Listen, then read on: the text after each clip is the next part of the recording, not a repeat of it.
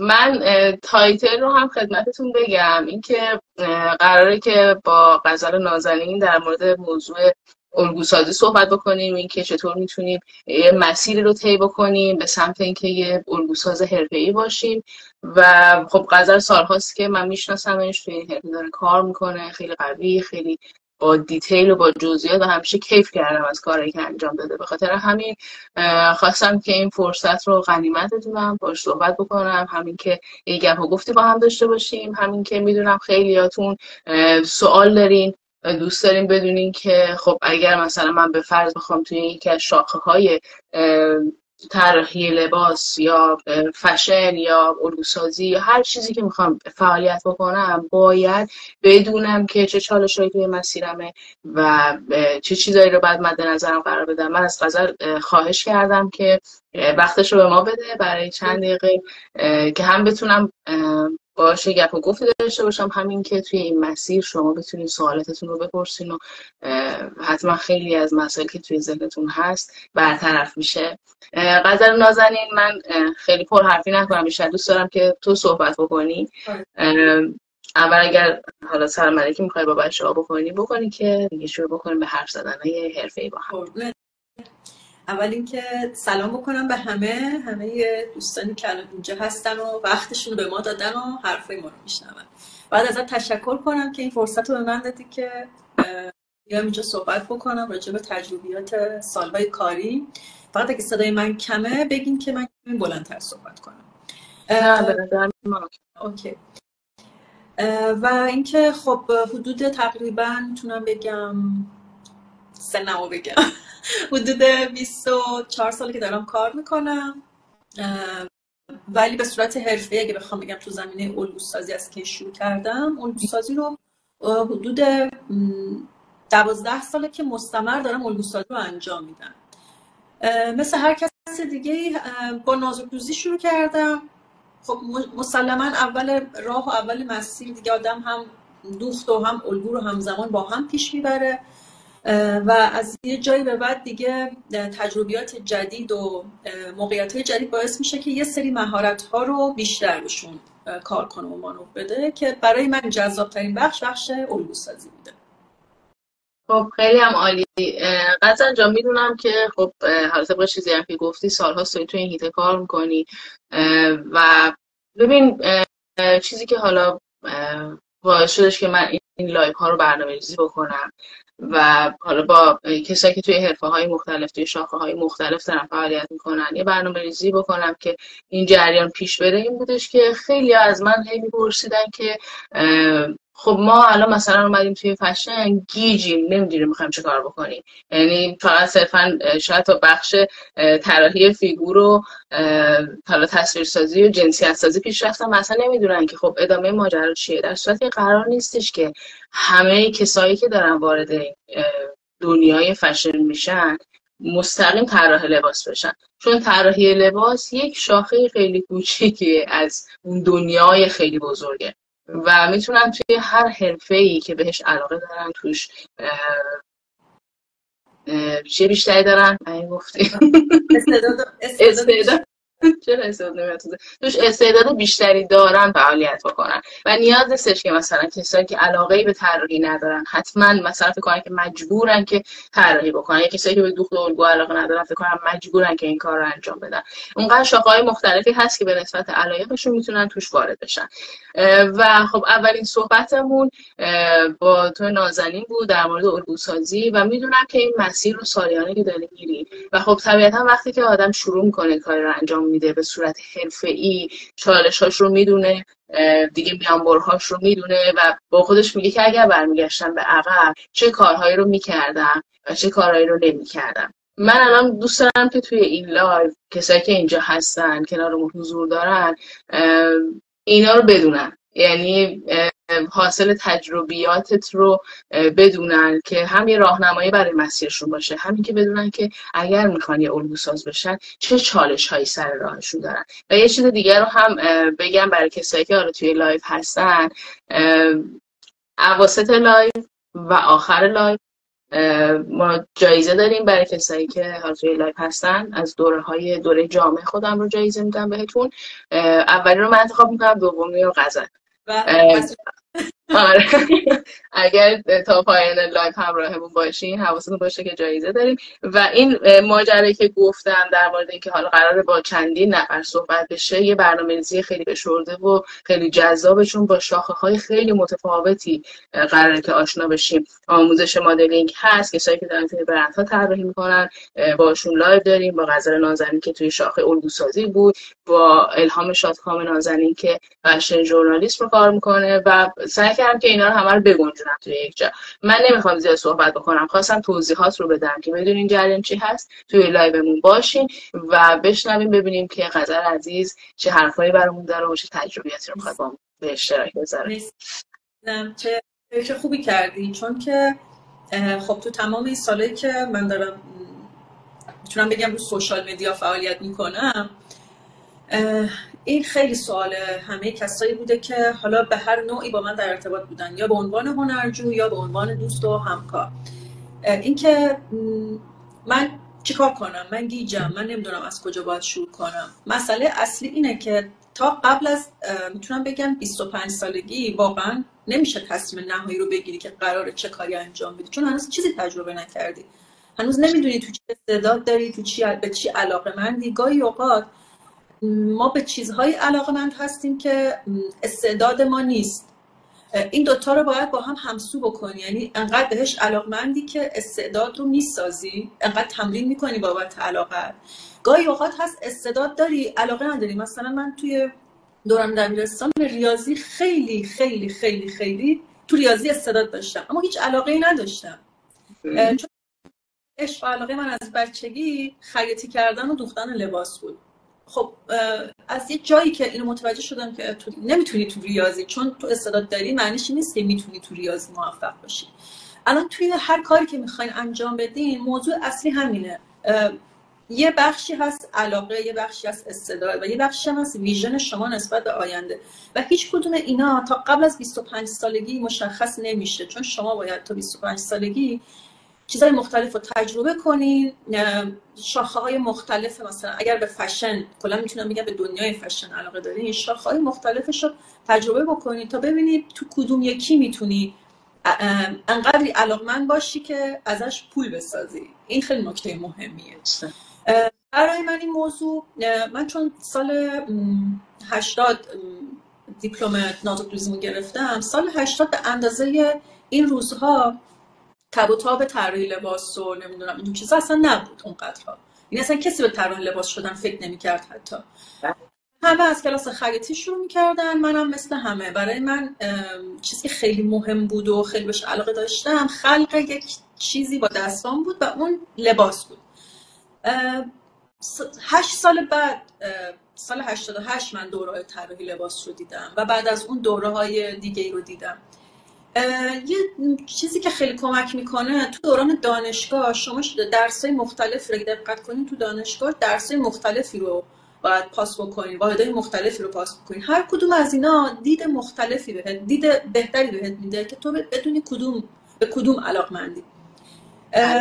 مثلا شما فرض کنید که یه رستوران رفتی به عنوان کسی که میخواد مثلا چند تا غذا میخواد امتیاز بده، تا اون غذاها رو از هر کدوم یه قاشق تست نکنی نمیتونی هیچ امتیازی بدی. پس باید هر کدوم اینا رو تجربه بکنی، حتی شده به میزان کم، تا بفهمی آیا توی اون کار علاقمند هستی یا استعدادشو داری یا نه. و این اتفاقی بود که برای خود منم افتاد. من به خیاطی خیلی علاقمند بودم و هستم، واقعا خیاطی کردن، لباس دوختن رو خیلی دوست دارم. توی تمام تکنیک‌ها و کاراشم سعی می‌کنم که ازش فرار نکنم و انجام بدم، اما چیزی که بهم لذت واقعی میده و حاضرم ساعت‌ها روش کار کنم حتی اگر برای من هیچ درآمدی نداشته باشه، الگوسازیه. این حد که مثلا اگه یه مدل یه جایی میدیدم، مثلا فرض کنین با دوستام رفتم رستوران دارم غذا میخورم، یکی رد میشه یه لباسی تنشه که نظر منو جلب کرده، با اون دستمال کاغذی که اونجا روی میز هست، اون تصویری که از اون لباس تو ذهنم هست، الگوشو مثلا اون دستمال کاغذیه با تا مثل اوریگامی در می آوردم. وقتی که هنوز نمیدونستم حتی مثلا این میتونه علاقمندی اصلی من باشه. اینجوری من متوجه شدم که چقدر من بهش علاقمندم که اصلا نمیتونم خودم رو نگه دارم. با هر وسیله‌ای دارم یک الگویی میسازم، با دستمال کاغذی، با جزوه‌های درسی، با هر چی که فکرشو بکنی. چقدر عالی. آره. من حالت با طراحی دارم قذر، یعنی از بچگی یعنی توی دفتر کتاب و جزوه های من تا دانشگاه همیشه یه طرحی، فرمی، یه فیگوری چیزی بوده و همیشه جزوه های من 2 بخششه، نوشتاری و تصویری. خیلی عالی. این موضوع آره. برای من این شکلی بود که پای تمام جزوه ها من رشتم ریاضی بود، ولی خب پای تمام جزوه ها چیز بود، الگوهای گسترده مثلا لباسا بود که من برای خودم جوری کوچولو کشیده بودم، یه لباس مثلا یه جای دیده بودم کشیده بودم. و خب این باعث شد که من هر چقدر جلوتر میرم، چون ذهنم و چشمم و دستم مدام عادت کرده، تمرین کرده اینو، و بعدش دیگه کم کم اینطوری شد که اوایل لباسای ساده بود، کم کم لباسای پیچیده تر شد، تا جایی که مثلا من اگر اون موقعی که هنوز خیلی اینترنت و اینا وجود نداشت و خیلی نفتی طور کار میکرد، من پای فشن شو مثلا میشستم. قشنگ یادمه که چند تا طراح بودن ایتالیایی، من اینا رو دنبال میکردم و یک لباسای خیلی پیچیده‌ای داشتن که من سعی میکردم دوباره اینا رو مثلا خودم با پارچه‌های متخال و اینجور چیزا کوچولوشو شده 1/2 یا 1/4 کوچولوشو طراحی کنم و خیلی مدلای پیچیده‌ای هم بود. میدونم خیلی کار همه چیزایی که انجام دادم خیلی خام بودن، چون تازه اول راه بودم و اصلا قرار نیست که ما از همون روز اول مثل یک طراح حرفه‌ای کار بکنیم. و اینکه مثلا بعضی از بچه‌ها فکر می‌کنن که من طراح لباسم نیازی نیست الگو دوخت بدونم. اتفاقا خیلی هم لازمه که بدونین، فقط قرار نیست مثل یک خیاط حرفه‌ای کار کنم. مثلا اگر من الان تخصص اصلیمو میگم الگو سازی، من به عنوان یه الگو ساز باید دوخت رو هم بدونم، چون تا خروجی اون الگو رو نبینم نمیدونم که نتیجه نمیشه. آره، نمیدونم نتیجه قراره چی باشه. اما دوخت و دوزی که من مثلا میکنم با اونی که حرفش دوخته، حرفش پشت چرخ نشستنه، خیلی فرق میکنه. یه کسی که دوزنده حرفه‌ای تخصصی توی دوخت داره که هیچ کسی دیگه اونو نداره، و اینجاست که این تخصصای این شکلیه که مسیرها رو از هم جدا میکنه، کار با کیفیت میکنه دیگه. یعنی وقتی که هر کسی توی تخصصی خیلی حرفه‌ای بخواد فعالیت بکنه، این تیمی که کنار هم میچینه یه خروجی خیلی قوی و خیلی درست داره.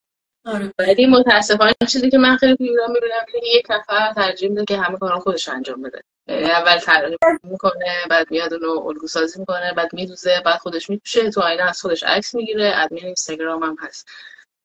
ولی این چیزیه که من همیشه، حالا چه با هنرجوام صحبت کردم چه با دوستام، همیشه این رو یه جوری ردش کردم که شما نمیتونی با یک دست چند تا هندونه برداری. اگه قراره که توی یه کاری تخصص داشته باشی، درآمد بتونی ازش کسب بکنی، باید برای اون کار وقت بذاری. نمیگم که به شاخه های دیگه سر نزن، کار دیگه نکن. دقیقا هم حرفی که غزل زد خیلی حرف جالبی بود که اول شما زمان بذارید، تست بکنید همه چیزو، بعد ببینید که میخواین از کدوم استفاده بکنید، میخواین وارد کدوم راه بشین و اون موقع دیگه بچسبین بهش و اون موقع دیگه حرفه‌ای دنبالش بکنه. غزل جا میخوام ازت اینو بپرسم که اگر بخوای به یه نفری که تازه داره شروع میکنه و فهمیده که الان تستاشو کرده و فهمیده که به الگو سازی علاقه داره، بهش بگی که چه مهارت‌هایی رو باید یاد بگیره توی این مسیرش، چه چالش‌هایی رو ممکنه داشته باشه، و اینکه اگر بخوای بهش چند تا توصیه و راهنمایی بکنی به صورت خلاصه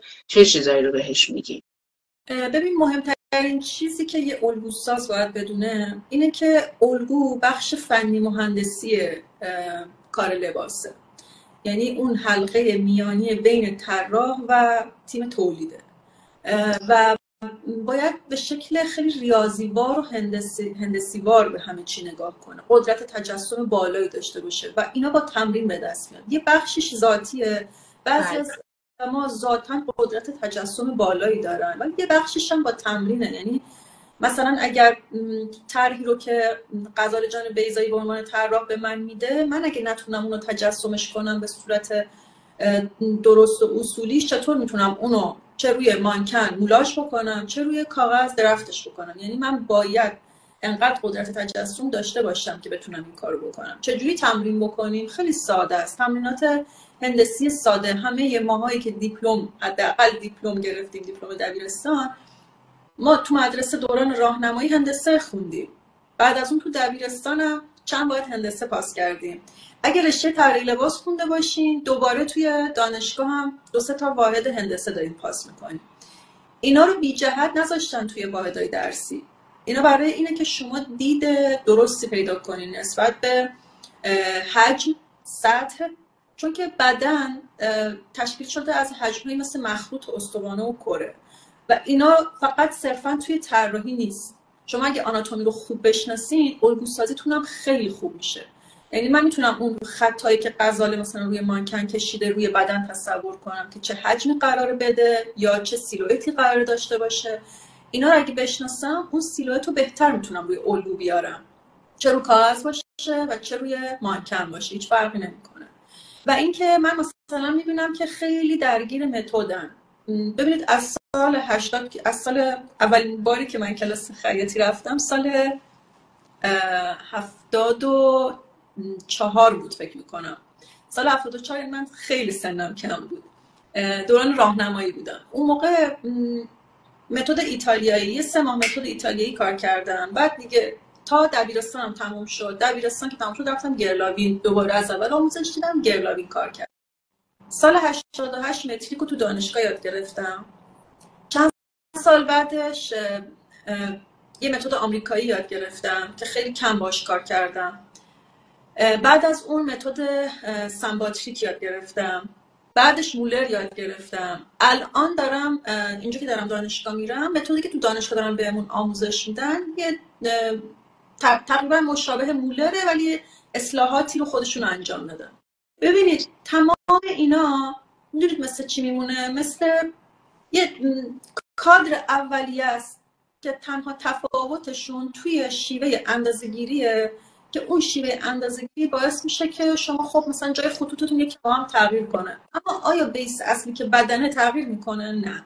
من برای خودم الگو اساس رو با هر متدی نتیجه یکسانه. در چه صورت؟ در صورتی که به آناتومی بدن شناخت کافی داشته باشم و تسلط داشته باشم.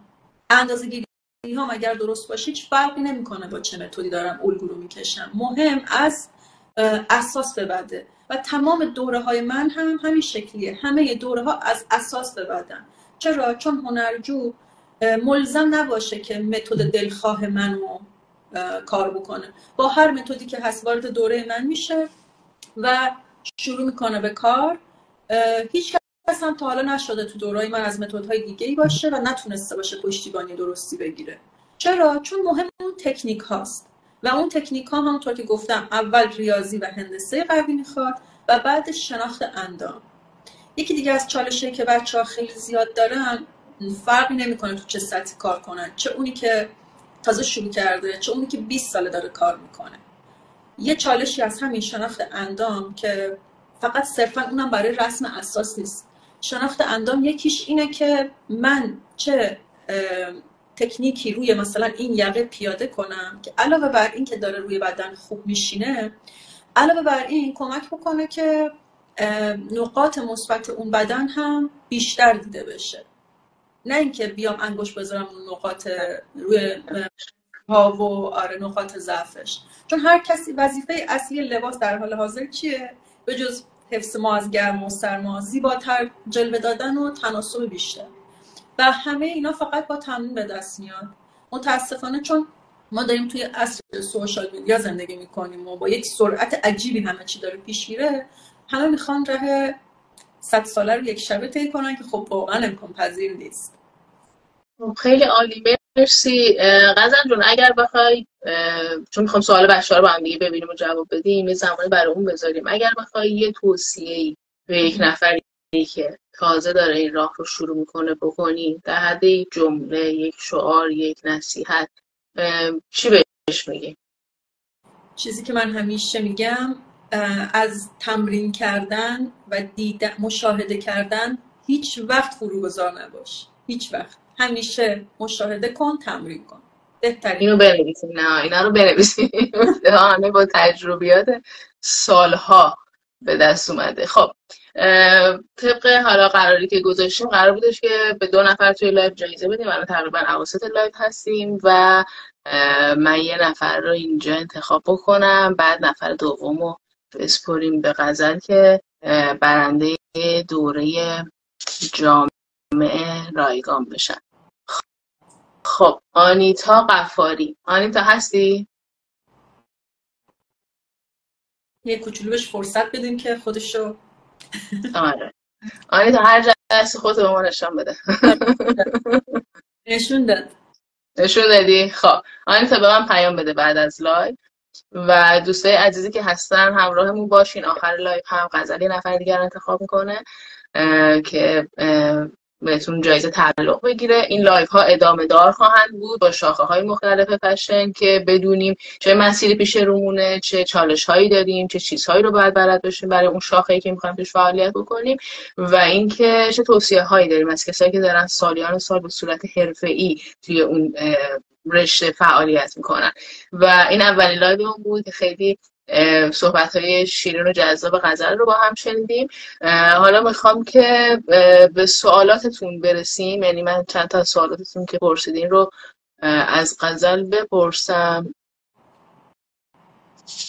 چیزایی که مربوط حالا غزل تو هم میخوایی نگاه بنداز ببین اگر سوال خاصی میبینی که میتونیم بهش جواب بدیم. در مورد الگوی دیجیتالی بود. این یکی از مهمترین چیزاییه که یعنی واقعا بعد از اینکه شما الگوسازی رو یاد گرفتین برین سراغ الگوسازی دیجیتالی.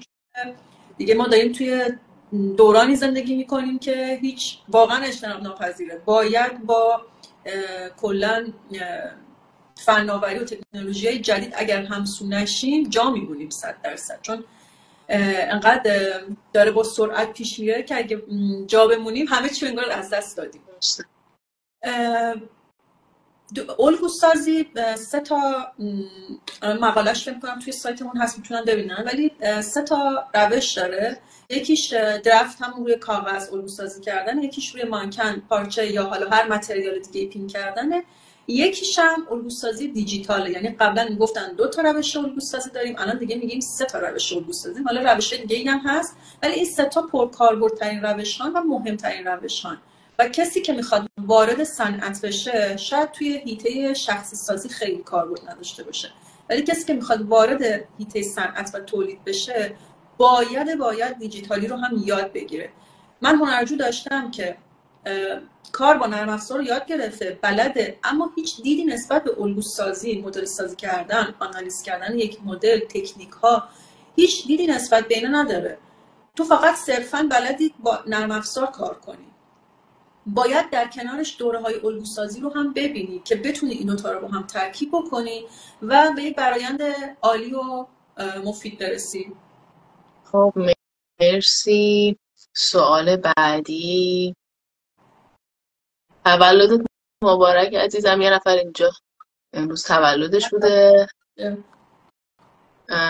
خب من عاشق طراحیم، من به الگوسازی خیلی علاقه دارم. خب بچه سوالی ندارین، سوالتون رو بپرسین. یه نفر یه سوالی داشته میگه که فکر کنم نکا آوتفیت، چالش من در الگوسازی اینه که خیاط از الگو سر در میاره بدون اینکه من حضور داشته باشم. ببینید این هم یکی از همون مواردیه که من توی دوره الگوسازی آموزش میدم که باید چی کار بکنیم.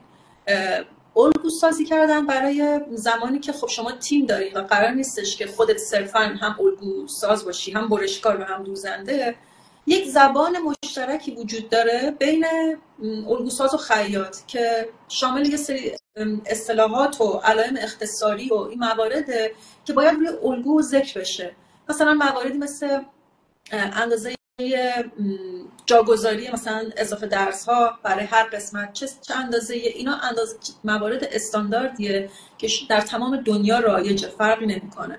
و اگه خیاط شما اونا رو بلد نیست هیچ مشکلی نداره، شما لیست رو بهش میدین، میگین این علائم معنیش اینه، الگوهای من رو وقتی قرار کار کنی با توجه به این لیستی که بهت دادم کار کن.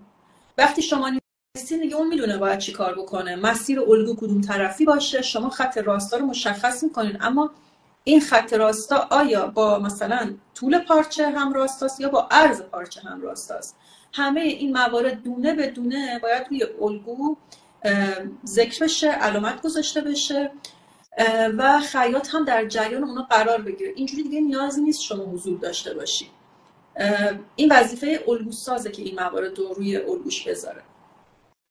گفتم برای راه درآمد فقط از الگو سازی چه چیزی پیشنهاد میکنی؟ یه لحظه من متوجه نشدم صدا برای راه درآمد فقط از الگو سازی چه چیزی پیشنهاد میکنین؟ واقعا خیلی راههای زیادی دنیا وجود داره که شما میتونید دونه دونه اینا رو تست بکنید ببینید کدوم براتون جواب میده. یکیش که خب چیزی که خیلی رایجه کار کردن برای تو تولیدات شخصیه. یعنی شما ممکنه که یک خیاط خونگی باشید، تو خونه خودتون دارین کار میکنین، اون یه طرف. ولی اگه بخواید خارج از این باشین بیاین بیرون، در صنعت توی تولیدی ها که خب نیازمند پورتفولیو خوبه، میتونید پورتفولیو خوب ببندین و حالا اپلای کاری بکنین. تو ایران که خیلی راحت میتونید برید درخواست کار بدید، اونا از شما حالا یا تست میگیرن یا پورتفولیو میخوان، میبینن که میتونین کار کنین یا نه.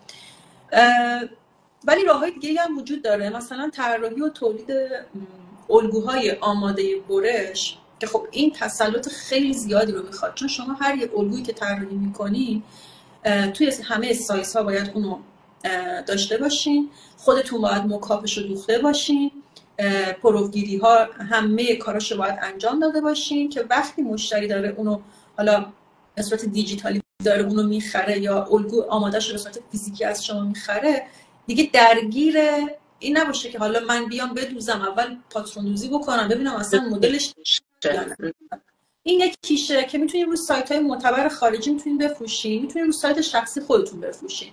اما موضوع اصلی برای فروش اینا اون برندینگیه که شما برای خودتون انجام میدین، حالا به شکل‌های مختلف. چون وقتی میخوایم مثلا رو ایتسینا بفروشین، رقبای بزرگی دارین که توی بستسلرها هستن و شما باید با اونا رقابت بکنین. پس یه پشتوانه‌ای باید داشته باشین که بتونین این کار رو انجام بدین. این یکی از روش‌هاست. روش دیگه کار کردن مثلا با توی صنعت با شرکت‌های خارجی، اینجا باز یه پورتفولیو خیلی قوی میخواد که شما بتونید به صورت آنلاین باهاشون کار بکنین، مدل سازی‌هاشون رو انجام بدین. مسلما وقتی دارین با شرکت‌های خارجی کار میکنین باید دیجیتال بلد باشین علاوه بر خودتون. کلی راه دیگه میتونین راحت سرچ بکنین پیدا بکنین. آره مرسی واقعا نکاتی که گفتی خیلی کاربردی و اصولی بود و به نظر من که واقعا خیلی لایو پرباری بود، چون خیلی از دغدغه‌های بچه‌ها این سوالا و این حرفا که نمیتونن از جای درست بپرسن، چون خب به هر حال هم من هم خود سالها توی آموزش بودیم و میدونیم که دغدغه بچه‌ها الان چیه، اینکه بتونن به درآمد برسن، اینکه بتونن حرفه‌ای کارشون رو شروع بکنن، بتونن خودشون رو نشون بدن، چجوری بتونن وارد بازار کار بشن و خب اینا همش چالشه دیگه، مخصوصا توی این شرایطی که از نظر اقتصادی توی ایران هست. هر کسی دوست داره که خب زودتر به اون درآمد برسه و تمام این نکاتی که گفتی، تمام این چیزایی که در موردش حرف زدی میتونه یه چراغ باشه برای یه راه تاریکی که شاید یه نفری که میخواد شروع بکنه به رفتن اون راه باعث بشه که بترسه ازش و این چراغ اون راه رو روشن میکنه و میگه ببین مثلا غزل من گفتش که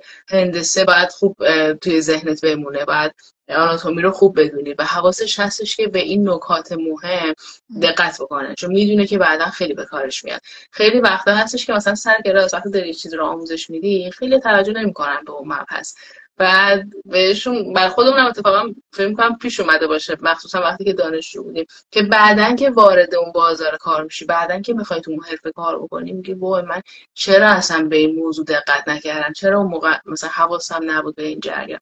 و این لایو ها، این چیزایی که داریم اینجوری پشت سر هم میچینیم، هدف من من و هدف حالا غزل نازنین از این زمانی که گذاشته این بوده که بتونیم یه راهنمایی بدیم، بتونیم کمک بکنیم و یه ذره هول بدیم بچه‌ای که علاقه دارن به سمت پیشرفت، به سمت حرفه‌ای شدن و به سمت راههای روشن. مرسی ازت غزل عزیزم که بودی، که زمان گذاشتی. میدونم که شروع بودی و توی کمترین زمان ممکن با من هماهنگ شدین. خیلی برام با ارزشه، خیلی وقت بود که ندیده بودمت. همدلم کلی برات تنگ شده بود. خیلی خوشحال شدم که باهات صحبت کردم و خوشحالم که نتیجه این بحث میتونه کمک کننده باشه به خیلی‌ها که تازه دارن این راه رو شروع کنن و میتونه یه فانوس، یه چراغ، یه راهنما برشون باشه. مرسی از تو که این لایو رو برنامه‌ریزی کردی. نسیم جان مبارکت باشه عزیزم. یه نفر که تولدش بود، تولدت مبارک باشه. 2 نفری هم که جایزه رو بردن مبارکتون باشه. این لایف ها ادامه خواهد داشت، لطفاً باشین و حالا اگر با سوالی بودش از من یا از غزل نازنین میتونین توی دایرکت بپرسین. حتما. بله سیو میکنیم لایو. مراقب خودتون باشین. غزل عزیزم میبوسمت، ان که بتونم ببینمت. ما توی یه شهر هستیم ولی قسمت نشده هنوز که همدیگر میبینیم شب همدیگر. میبوسمت، قربونت. مرسی که بچه بودین. فعلا شبتون خوش. خداحافظ.